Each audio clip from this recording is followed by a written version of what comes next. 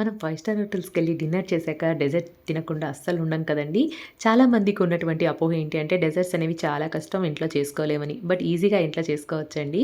ఇవాల్టి వీడియోలో నేను యాపిల్ డెజర్ట్‌ని ఎలా తయారు చేసుకోవాలో చూపిస్తున్నాను. ముందుగా అయితే ఒక బౌల్‌లోకి 3 టేబుల్ స్పూన్ల కమ్మగా గట్టిగా ఉన్నటువంటి పెరుగు, 2 స్పూన్ల బ్రౌన్ షుగర్ వేసి చక్కగా షుగర్ అంతా మెల్ట్ అయ్యేదాకా బీట్ చేసి పక్కన పెట్టుకోవాలి.